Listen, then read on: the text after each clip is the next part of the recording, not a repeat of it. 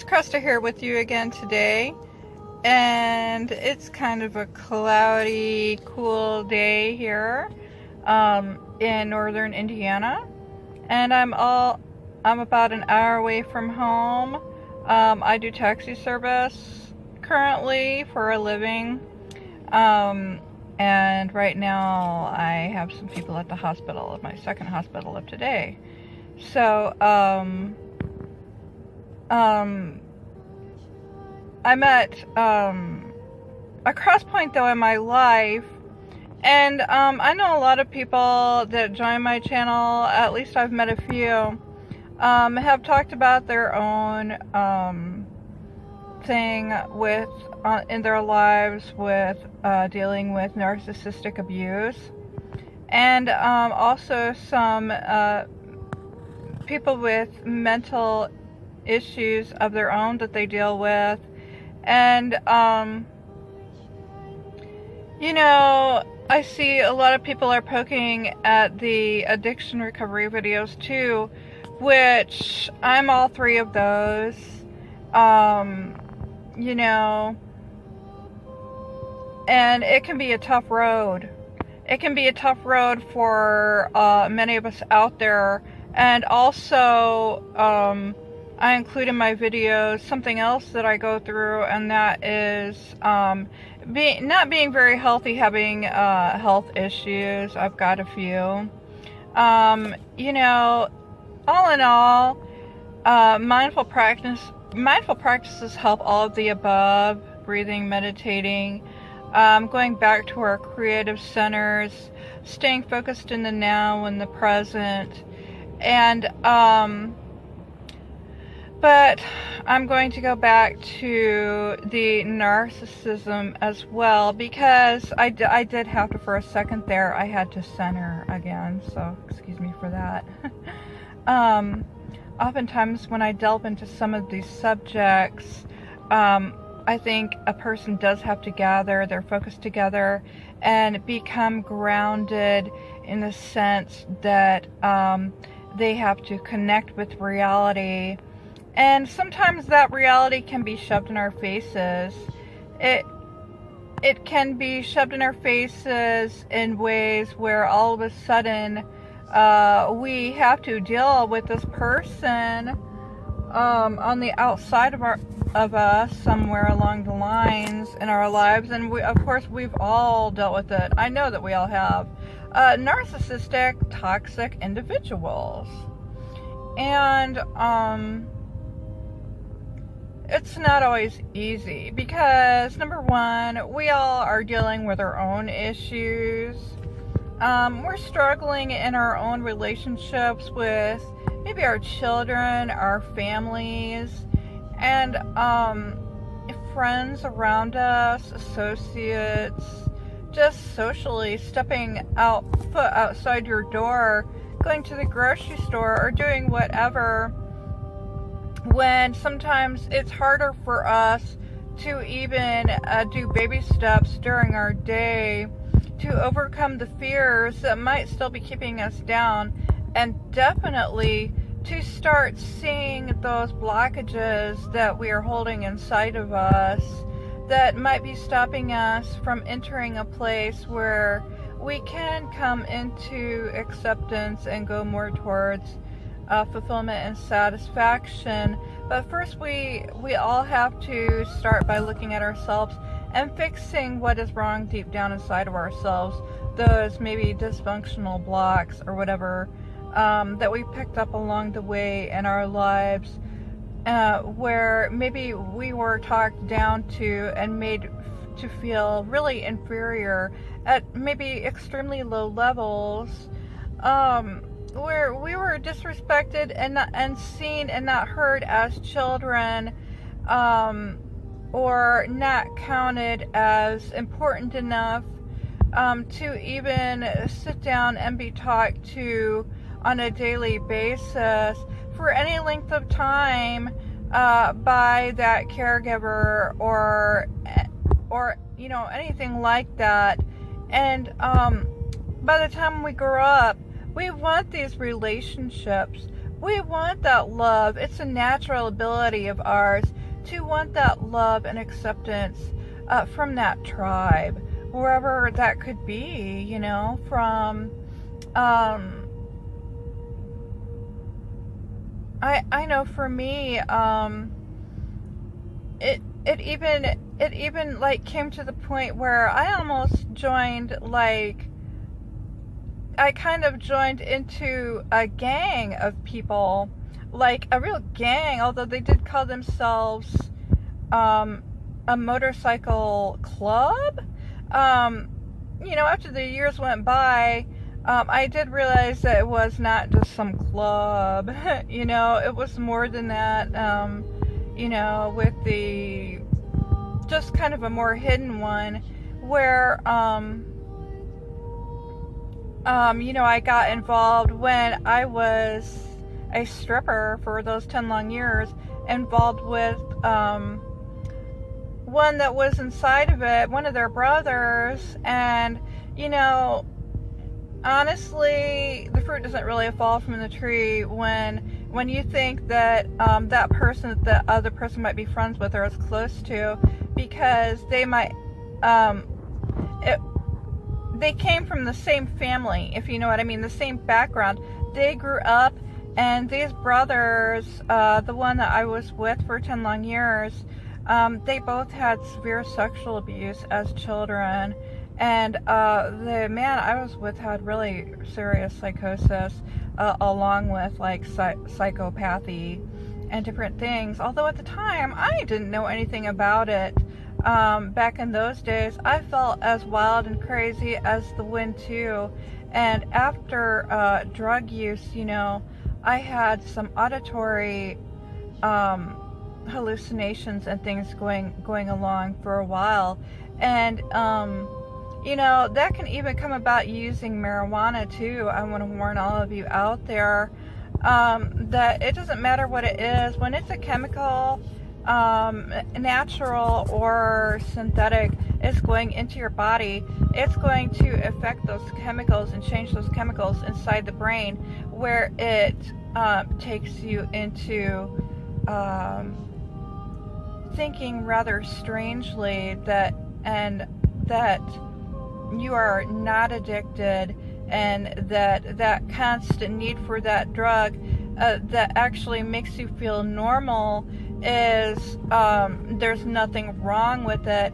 But when all of a sudden those chemicals, we start getting that dependency off of that, and inside of our bodies get that craving and that need and those different thoughts to justify your next fix, and your world starts revolving around that next fix.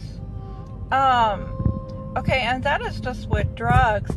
The chemicals in your brain can change also with addictive love relationships that are actually more harmful than not, because what happens is we become, even in just regular dysfunctional, maybe not extremely narcissistic abusive relationships, but even just your basic relationship where okay, both people are dysfunctional, and you can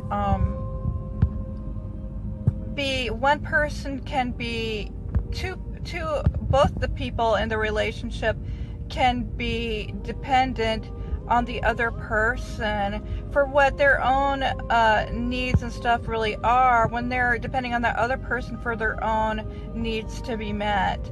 And when that person has not really learned to meet those needs for themselves, that's when that relationship stops working and it starts falling apart. Maybe you're still together, but it's just for the sake of the kids, or something is keeping you together and keeping you going, and you keep going on with that relationship, but there really isn't anything there anymore. There's no real connection with that person, and you both just can't really connect on the levels that you're supposed to.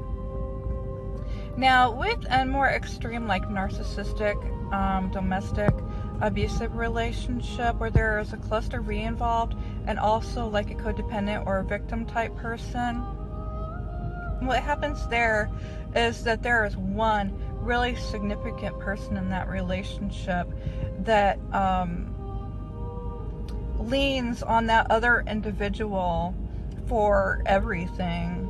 You know, they're just so weak. They have to engulf all that other person's energy and become so dependent on that other person for their everything, and which is even more destructive, because often the other person that allows that type of behavior is the severe, more cluster B type narcissistic person, where they're going to let that person depend totally on them, but the ways of getting it are so extremely manipulative that the other victim gets beaten in the end all of it, you know, mentally, physically, spiritually, and can even get sick, and even death can occur.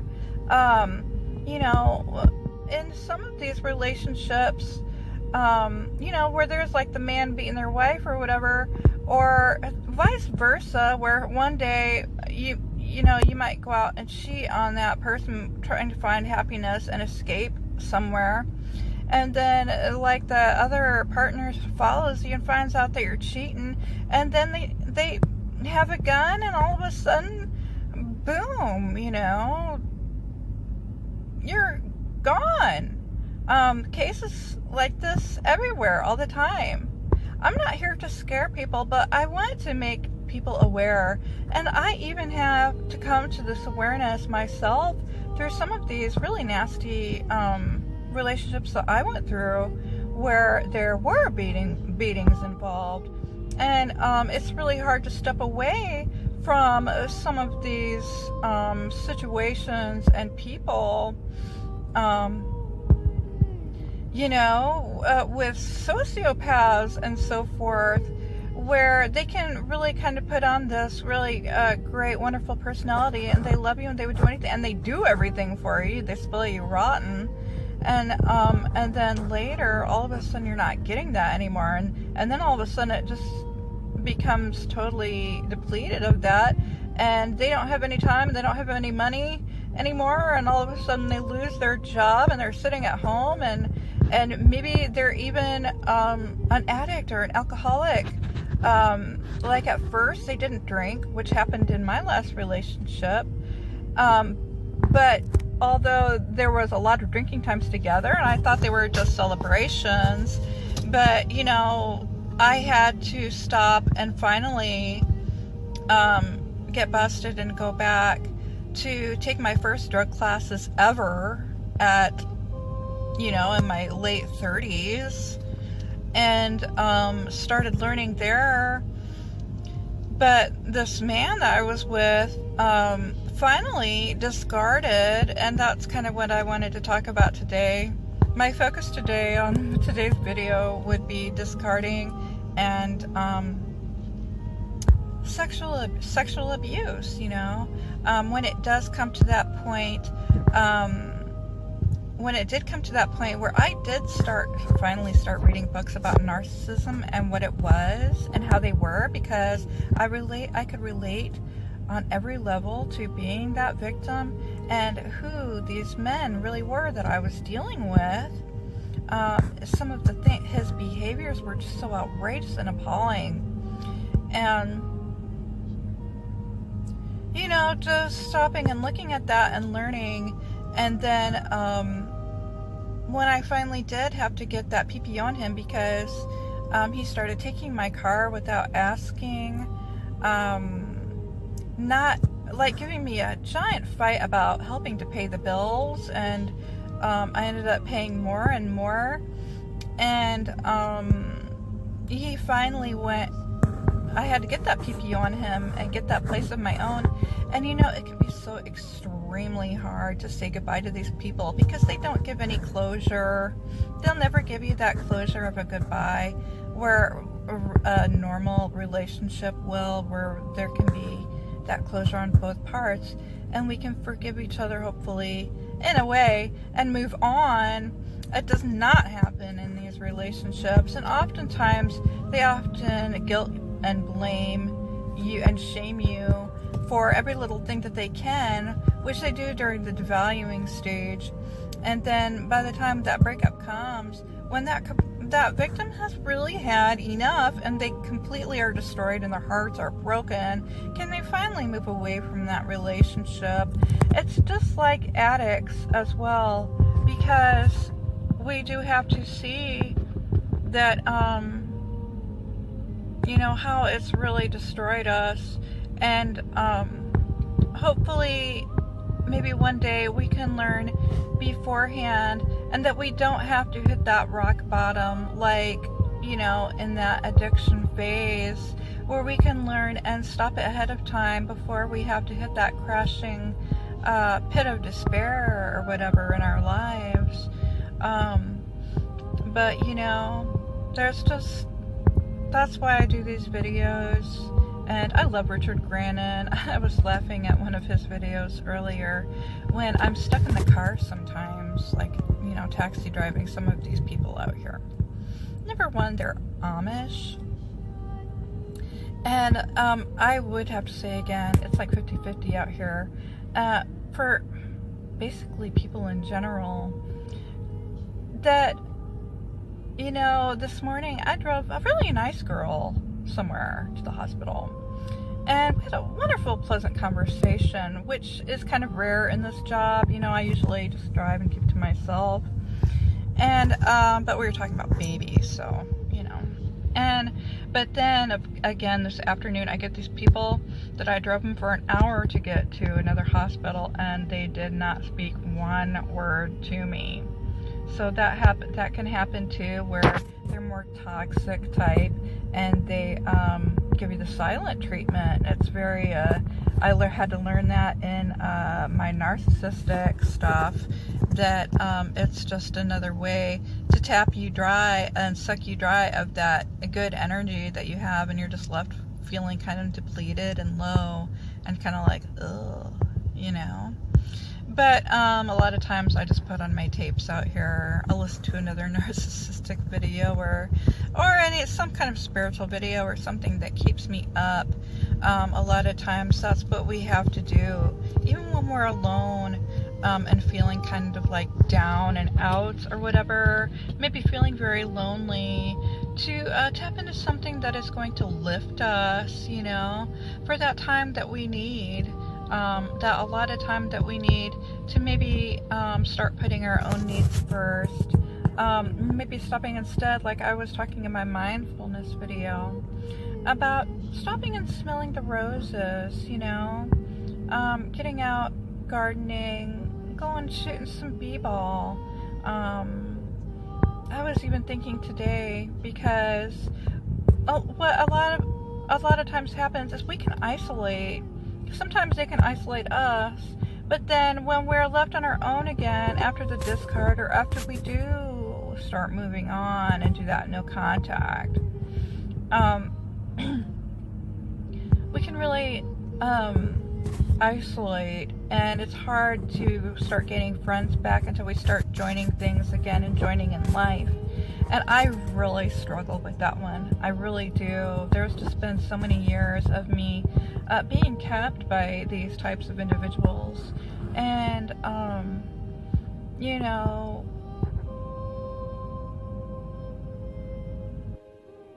I'm feeling a space. Like, just, you know, lately I've been thinking about, well, I did have a girlfriend that I met in my domestic abuse classes. But it's hard to go to that sometimes. I basically am just kind of in therapy right now, because in my last one I brought up some of my sexual abuse, and in my class it kind of felt like I was not validated correctly or even listened to correctly. Sometimes in these groups, they might not be right yet, but you know, like I said, you know, look for something that feels right to you. You know, like I said, a lot of things I do privately, like online, and I do have a therapist that I work with, and I do a lot of meditation and stuff. But I did meet a friend anyway. I'm gonna take a drink. My mouth is parched. I'm talking nonstop. I already did 20 minutes. So, you know, maybe I'll just keep this short again. And I have been, like, I had this girlfriend, and she that I met at that group, but you know, she went off. She's been going, we said that we were going to go bowling together and do things together, but now she's going off with another ex-abusive partner, and into Ohio, and all of a sudden I got blown off, and it's hard to, so I finally just decided today, I'm just like, I'm just going to do that bowling trip by myself. There is no reason why I can't. And I should just start doing stuff by myself, because then you do start overcoming those fears of being alone, which is my goal. And overcoming, you know, getting out and treating ourselves, and really going back out into the world. And it might take just us to do it at first, until we become maybe braver enough that we can start joining things in other, like joining other groups and other people in our lives.